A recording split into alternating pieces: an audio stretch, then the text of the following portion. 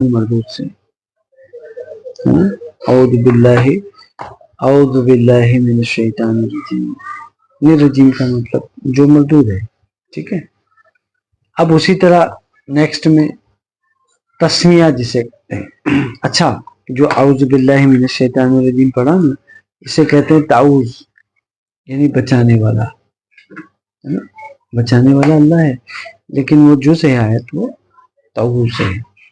ٹھیک ہے. دوسری بات تسمیہ یعنی بسم اللہ الرحمن الرحیم. اس کا مطلب کیا ہے؟ اللہ کے نام کے ساتھ. کیا ہے اصلی ترجمہ؟ اللہ کے نام کے ساتھ. کس کے ساتھ؟ غور کریے گا. اللہ کے نام کے ساتھ جو مہربانی فرمانے والا رحم کرنے والا ہے. تو اگر ہم نے غور و فکر کیا قرآن کی ایک آیت پہ بھی غور و فکر کی تو وہ ہمارے لیے نور بن جائے گی. کیا بن جائے گی؟ نور. تو یہ سب غور و فکر کب ہوگا؟ جب ہم خود پر غور و فکر کریں گے تو معاملہ آگے بڑھے گا. اگر نہیں کرو گے تو کچھ بھی نہیں ہوگا. اللہ جل شانہ ہم کو ہدایت دے اس کے محبوب جناب محمد رسول اللہ صلی اللہ علیہ وسلم کے اوپر میں. ہم لوگ کیا کر رہے ہیں؟ آپس میں ہی لڑ جھگڑ رہے ہیں. کیا کر رہے ہیں؟ آپس میں لڑ جھگڑ رہے ہیں. ہمیں چاہیے مل جل کے یکتا پرست ہو کے یعنی واحد لا شریک کی عبادت کرتے ہوئے آگے بڑھیں. ہمارے بچوں کو صحیح سلیقے ادب سکھائیں. گھر میں بڑوں کا ادب نہیں کریں گے تو باہر کہاں سے کریں گے بتائیں. تو آپ لوگ اس بات پہ غور و فکر کریں. یہ سب ایمان کے درجات ہیں. کیا ہے؟ ایمان کے درجات ہیں. اللہ جل شانہ آپ سبھی لوگوں کو حوصلہ افضل عطا فرمائے، فضیلت والا حوصلہ عطا فرمائے اور افضل الذکر عطا فرمائے. آپ کو افضل الذکر کیا ہے؟ اللہ کے رسول لا الہ الا اللہ محمد رسول اللہ صلی اللہ علیہ وسلم صلی اللہ علیہ وآلہ وسلم. تو اللہ ہم تمام کے قلب کو کشادہ کرے، سینے کو کشادہ کرے اور قلب کو روشن فرمائے کلمہ طیب کی دولت سے. سننے میں تو بڑا آسان لگتا ہے اور آسان ہے بھی، لیکن اس کی کچھ شرائط ہے سیکھنے کی. جیسے ہم کوئی بھی علم سیکھنا چاہتے ہیں تو ابھی ہم کو ڈاکٹر بننا ہے. ٹھیک ہے. ہم کو ڈاکٹر بننا ہے تو ہم کو کون سا ڈاکٹر بننا ہے؟ اس میں بھی آپشن ہے. جنرل فزیشین بننا ہے یعنی ہر طرح کے کھانسی بخار جو بھی آئے نارمل جو آتے پیشنٹ اس کا بننا ہے، یا سرجن بننا ہے، ہاتھ کا سرجن، پیر کا سرجن، آنکھ کا سرجن، ناک کا سرجن، آرتھوپیڈسٹ. تو یہ سب چیز ہم کو سمجھنا پڑے گا، غور و فکر کرنی پڑے گی. تو اسی طرح کے اگر آپ کو علم حاصل کرنا ہے قلب کا اور روح کا تو جس کے پاس قلبی اور روحانی علم ہو اس کے پاس جائیے گا. ایک بات جان لیجئے، قلبی روحانی کوئی ہٹ کے علم نہیں ہے، قرآن و سنت سے ہی ہے. لہذا ہم کو بس عمل پیرا ہونا ہے. جیسا کہ رسول اکرم صلی اللہ علیہ وآلہ وسلم نے جب تک کہ آپ کی ذات دنیا میں جلوہ افروز رہی،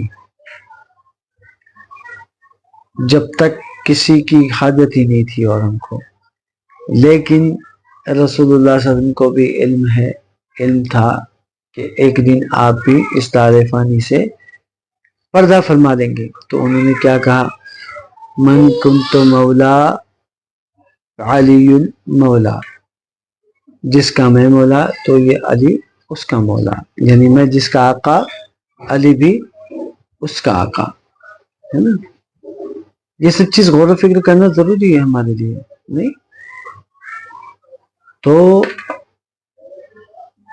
ہمارا مولا علی ہے کیونکہ ہمارا مولا اللہ ہے، اللہ کے بعد رسول اللہ مولا علی ہے.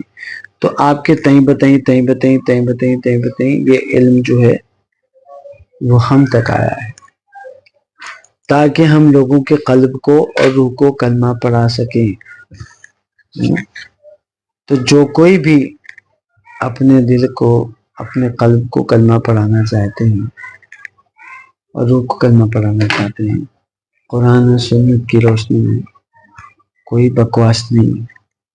ہاں، اس کی رسومات میں کچھ روایات ہیں، کچھ سنت ہیں، کچھ حق، تو وہ تو چلے گا بھائی۔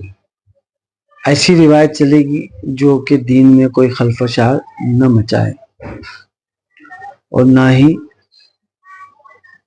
دین میں کوئی گڑبڑی کرے اور نہ ہی لوگوں کے عقیدے سے کو پریشان کرے۔ عقیدہ کون سا ہونا چاہیے؟ اللہ اس کے رسول والا، یعنی ہمارا کام یہ ہونا چاہیے کنٹرول سی کنٹرول وی۔ ایک شیخ کا، ایک پیر صاحب کا کام یہ ہوتا ہے کہ خود علم حاصل کرے اور لوگوں تک اس کی بلغ کرے، یعنی لوگوں تک ویسا کا ویسا پہنچائے، یعنی کنٹرول سی۔ رسول اکرم صلی اللہ علیہ وسلم کی بارگاہ سے، جو ائمہ سے ملا، جو صحابہ کرام سے ملا، اس کو کنٹرول سی کرے اور آپ لوگوں کے سامنے کنٹرول وی کر لیں، یعنی کاپی پیسٹ، اپنی نہ چلائیں، ہے نا۔ اس میں کیا کنفیوز ہو جاتا ہے، سب کے فلیور الگ الگ ہیں، سب کی زبان، سب کی بات کرنے کا طریقہ الگ الگ ہے، لیکن ہم کو جمع ہونا ہے قرآن و سنت پہ۔ کس پہ؟ قرآن و سنت پہ۔ یہ چیز کو یاد رکھ لیں آپ، بہت ضروری بات ہے، یہ بہت ضروری بات ہے، بہت ضروری بات ہے کہ جب ہماری موت کا وقت آئے گا، آنکھ کھلی رہے گی، آنکھ اندھی ہو جائے گی، کان بہرے ہو جائیں گے، زبان میں ہاتھ پہ اللہ چاہے، اس وقت کلمہ کیسے پڑھو گے آپ؟ وہ علم ہم رکھتے ہیں کہ ہم آپ کے دل کو اور روح کو کلمہ پڑھاتے ہیں، اس کی تصدیق کراتے ہیں۔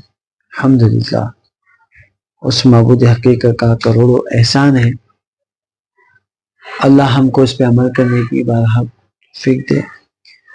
ابھی مسئلہ یہ ایسا ہے کہ فَبِأَيِّ آلَاءِ رَبِّكُمَا تُكَذِّبَانِ، اگر آپ نے کمپیوٹر کو جانا کہ وہ میزبان ہے، اچھی چیز ہے، خوشنودی کی چیز ہے نا، نعمت کے جیسا استعمال کرو گے تو نعمت ہے آپ کے لیے۔ اگر آپ نے اس کو زحمت کی جگہ فاحش باتوں کے لیے استعمال کیا تو آپ کے لیے وہ زحمت ہے۔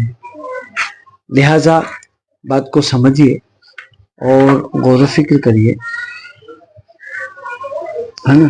وَمَا عَلَيْنَا إِلَّا الْبَلَاغُ الْمُبِينُ۔